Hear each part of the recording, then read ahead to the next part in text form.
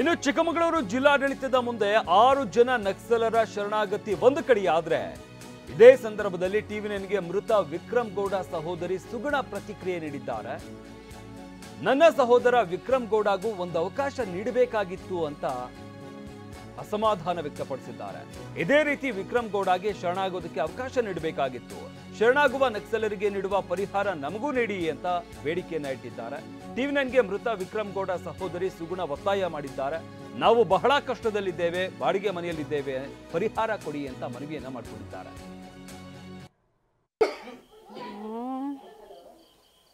ಎಂತ ಜಾಗ ಎಲ್ಲ ನಮ್ಮ ಇದರಲ್ಲಿ ಇಲ್ಲ. ಅದೆಲ್ಲ ಅಮ್ಮನ ಹೆಸರಲ್ಲೇ ಉಂಟು. ಮೊದಲಿಂದ ನಮ್ಮ ಹೆಸರಿಗೆ ಏನೂ ಆಗಲಿಲ್ಲ, ಮನೆಯೆಲ್ಲ ಕಟ್ಟಬೇಕಂತ ನಾವೆಲ್ಲ ರೆಡಿ ಮಾಡಿದ್ದೇವೆ. ಅಮ್ಮ ಮೊದಲೇ ತೀರಿ ಹೋಗಿದ್ದರು. 8 ವರ್ಷ ಆಯಿತು ಅಮ್ಮ ತೀರಿ ಹೋಗಿ. ಅಣ್ಣ ಹೋಗಿ 22 ವರ್ಷ ಆಯಿತು, ದೊಡ್ಡಣ್ಣ ಹೋಗಿ. ಮೊದಲೆಲ್ಲ ತುಂಬ ಒಳ್ಳೆ ರೀತಿಯಲ್ಲಿ ಅವ್ರ ಮನೆಯಲ್ಲಿ ಕೂಡ ಇದ್ದರು. ಹೌದು, ಮನೆಯಲ್ಲೆಲ್ಲ ನೋಡಿಕೊಂಡು ಎಲ್ಲ ಒಳ್ಳೆ ರೀತಿಯಲ್ಲಿದ್ದರು. ಏನಿದಕ್ಕೆ ಹೋಗೋದು ಅಲ್ಲಿ ಹೋಗೋದು ಏನಿದು ಇರಲಿಲ್ಲ. ಅವ್ರದ್ದೇನು ಇರಲಿಲ್ಲ ಮನೆಯಲ್ಲಿ. ಒಳ್ಳೆ ರೀತಿಯಲ್ಲಿದ್ದರು. ಈಗ ನಮ್ಮದು ಮನೆ ಅದು ಇದು ಯಾವುದಿಲ್ಲ. ಜಾಗದಲ್ಲಿ ನಮ್ಮ ಹೆಸರಿಗೆಲ್ಲ ಎಂತ ಆಗಲಿಲ್ಲ.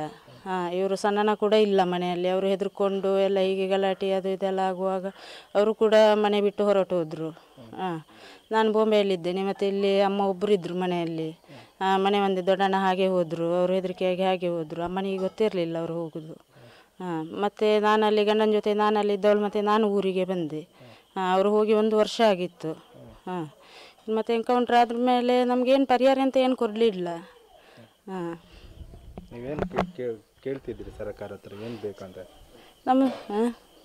ಅವರಿಗೆ ಈಗ ಸರೆಂಡ್ರ್ ಆಗೋವರಿಗೆಲ್ಲ ಕೊಡ್ತಾಯಿದ್ರು. ಜೀವಂತ ಇರೋದಾದರೆ ಇವರಿಗೆ ಕೊಡ್ತಾಯಿದ್ರು. ಅಣ್ಣನಿಗೆ ಅದು ಎನ್ಕೌಂಟ್ರ್ ಆಗಿ ಹೋಗಿದೆ. ಈಗ ನಮಗೆ ಇದ್ದವರಿಗೆ ಕೊಟ್ಟರೆ ನಮ್ಮದು ಮನೆಗಿನೇ ಜಾಗ ಎಲ್ಲ ನಾವೆಲ್ಲ ಇದು ಮಾಡ್ಕೊಂಡು ನಾವು ಇದ್ದವರು ಒಂದು ಒಳ್ಳೆ ರೀತಿಯಲ್ಲಿ ಇರ್ತೇವೆ ಮನೆಯಲ್ಲಿ.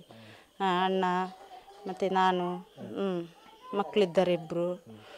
ನಾವೀಗ ಬೇರೆ ಮನೆಯಲ್ಲಿ ಇದ್ದೇವೆ, ನಮ್ಮ ಮಗಳ ಮನೆಯಲ್ಲಿ ಇರುವುದು ನಾವು. ಅಲ್ಲಿ ಕೂಡ ಸಮಸ್ಯೆನೇ, ಅಲ್ಲಿ ನನಗೆ ಕೈಕಾಲು ಸರಿ ಇಲ್ಲ, ಬಿದ್ದು ಕೈಕಾಲೆಲ್ಲ ಇದಾಗಿ ಬೆಟ್ಟಾಗಿ ಕೆಲಸ ಮಾಡಲಿಕ್ಕೆ ಆಗೋದಿಲ್ಲ. ಮಗ ಮತ್ತು ಮಗಳು ಇಬ್ಬರು ಹೋಗಿ ಕೆಲಸಕ್ಕೆ ಹೋಗಿ ದುಡ್ದು ಜೀವನ ಹೋಗಬೇಕು ನಮ್ಮದು. ಸಣ್ಣ 2 ಹೆಣ್ಮಕ್ಳು. ಇದು 1-2 ವರ್ಷ, ನಾಡ್ದು ಏಪ್ರಿಲಿಗೆ 2 ವರ್ಷ ಆಗ್ತದೆ. ಅವನಿಗೆ ಎಂಥ ಕೆಲಸ ಮಾಡಲಿಕ್ಕೆ ಎಂತ ಆಗೋದಿಲ್ಲ. ನಮ್ಮದೀಗ ಮನೆಯಲ್ಲಿ ಅದೇ ಮಗಳು ಮತ್ತು ಮಗ ದುಡ್ದು ಅದೇ ಎಲ್ಲ ಆಗಬೇಕು. ಅವ್ರು ದುಡ್ದೆಲ್ಲ ಆಗಬೇಕು.